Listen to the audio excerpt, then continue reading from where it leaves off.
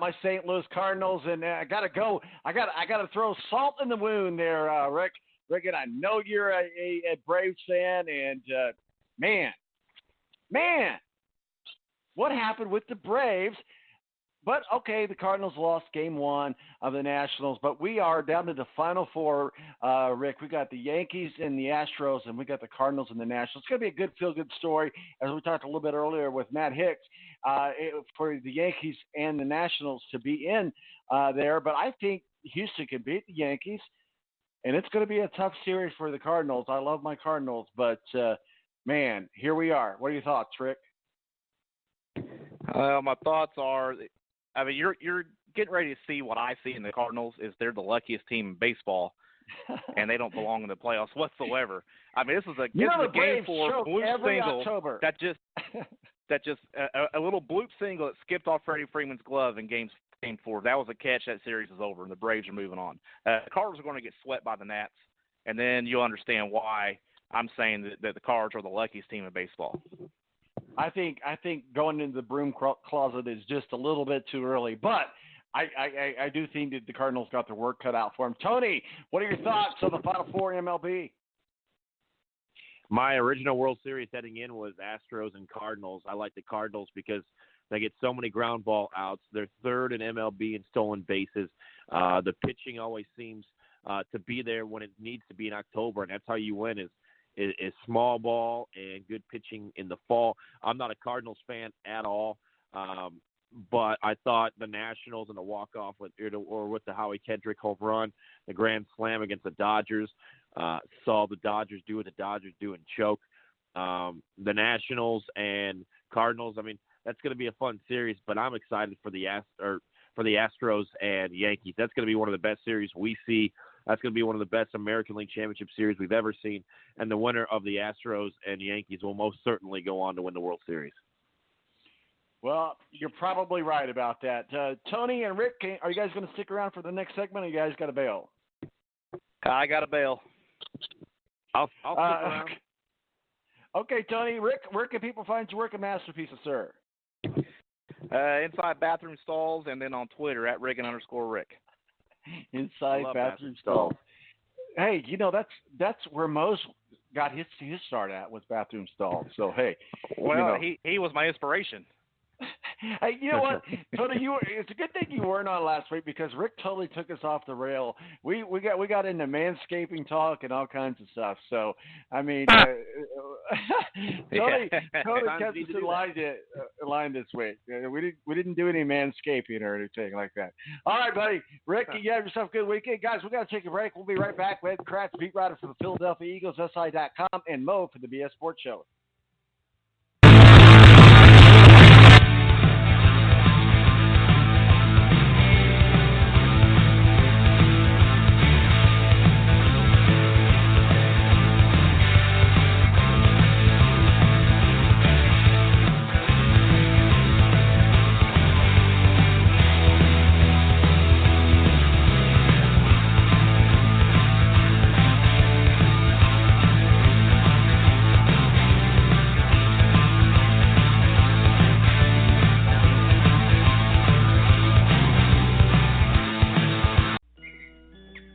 Double trouble, double the fun. At African Safari Wildlife Park in Port Clinton, Ohio. See the largest antelope on Earth, the giant eland, and the ugliest creature on Earth, the African warthog. There's so much to see and do, including the Midwest's only drive-through safari. Feed the animals.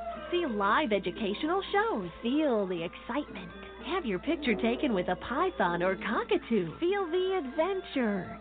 Shop the Symbol Lodge gift shop with items available from around the globe. Visit the snack bar or picnic facilities. Enjoy a pony or camel ride. Or cheer your favorite porker on to victory in the famous Pork Chop Down. Bring your family to see the rare and exotic animals at African Safari Wildlife Park in Port Clinton, Ohio. Just take Route 2 to the Route 53 North exit and follow the sign. Only 17 miles west of Cedar Point via Route 6. Open every day, rain or shine. The Air National Guard is a reserve component of the United States Air Force and serves alongside active-duty Air Force members in times of a national crisis. In addition, the Air Guard serves the state and local community in a wide range of capacities, The reason people join the Air Guard is as diverse as our members and includes such reasons as a deep desire to serve their country, money for college, travel, new job skills, and the pride that goes along with belonging to the greatest military organization in the world. I joined because I felt a calling to serve my country, but I didn't want to be far away from my family, so the Indiana Air National Guard was a perfect fit for me. With over 95 different career opportunities to choose from and 100% paid college tuition to any state-funded college, why not give us a call? Call 1-800-841-3103 or visit online at goang.com to find out more. Again, that's 1-800-841-3103. The Air National Guard, guarding America, defending freedom.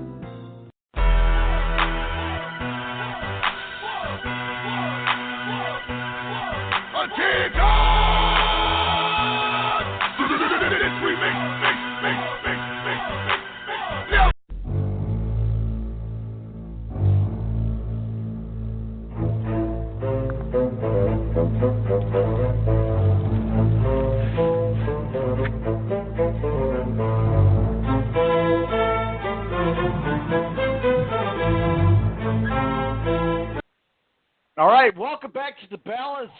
We are in our final quarter of the game. Thank you to Matthew Embry, WSBT up in South Bend, official IndyCar contributor for us, and also the flagship station with Notre Dame. Notre Dame, big game tonight against USC. Also, Rick Riggen, our official college football contributor, joined us as well. Matt Hicks joined us.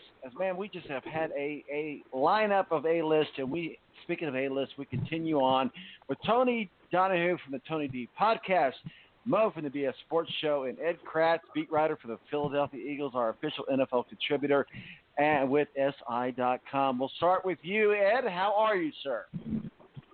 Hey, I'm doing good, Tom. I hope all's well on your end.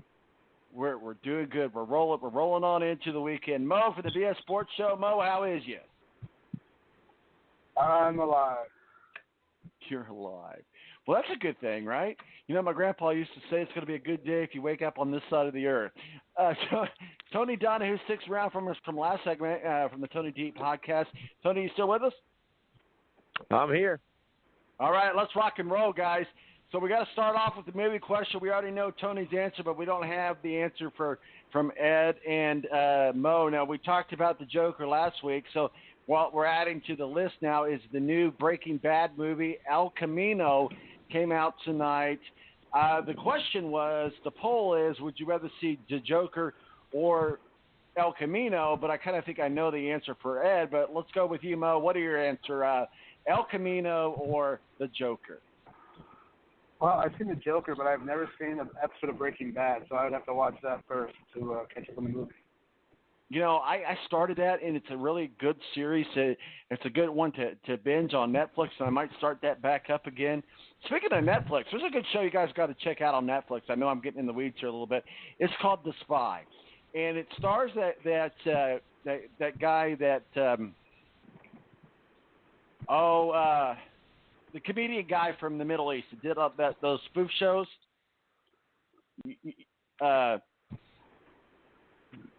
Somebody help me out here. I can't remember his name. Huh? Borat. Yeah. Borat. It stars Borat, but he's in a very short. Yeah, that's exactly right.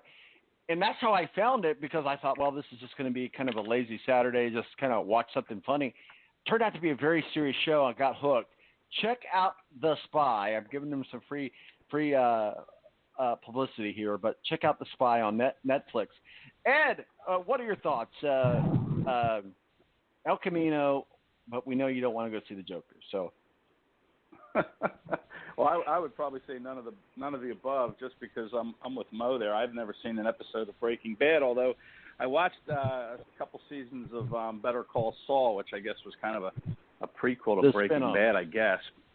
Yeah, the spinoff. But yeah, I don't know. I know someone that went to see El Camino last night and was not impressed, but he's not impressed by a whole lot. So I don't know what to make of that, but I don't think I'd see either one, to be honest. Well, I'm a big Sons of Anarchy fan, so I saw all of that, and then I'm on their spinoff now called the Mayans, which is just fantastic. So if you're a Sons of Anarchy fan, so we say all that so we can get our hashtags in on Twitter, so we can draw listeners in. So thanks, guys, for helping us out with that. No, I'm just kidding. And come on, let's be honest. It's all about the money. It's all about the numbers. No. I do want to get you guys to take just briefly, because I don't want to go off in the weeds on this, because we did this earlier. I want to start with you, Ed. What are your thoughts about the NBA in China? Just give me your opinion, black and white. Well, I mean, I think the NBA probably should take a stand against China. Would be my view. I know that the Chinese national team was here in Philadelphia to play an exhibition against the Sixers, and Sixers hammered them. But I know there's been a lot of talk about it, and I think the NBA should take a stand and stand up against China. Mo, black and white. What is just your opinion on it?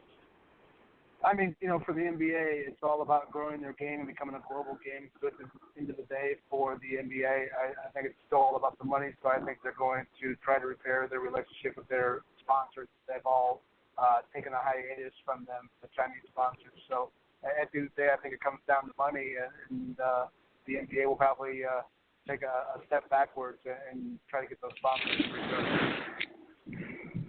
Tony, what are your thoughts, black and white, on China?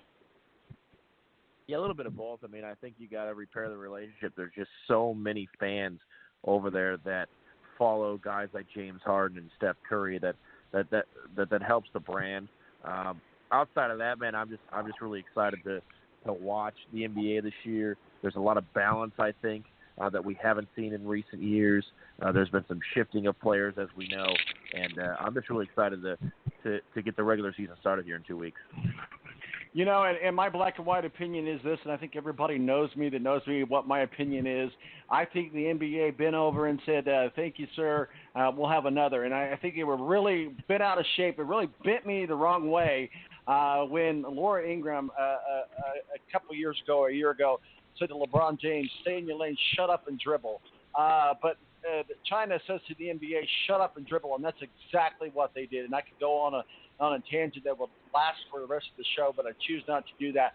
The NBA, big black eye, they got to fix this, and I hope that they do. Ed Kracz, let's start with the NFL talk. Skins got to find a coach. They say goodbye to Gruden. We talked a little bit about earlier in the last segment about maybe Brian Kelly or Lincoln Riley, but what are your thoughts? The Skins part ways with Gruden. He'll probably be on his brother's team before we know it, but what are your thoughts, the Redskins, where do they go from here? Yeah, well, I mean, I'm not sure how many coaches are going to be successful in Washington.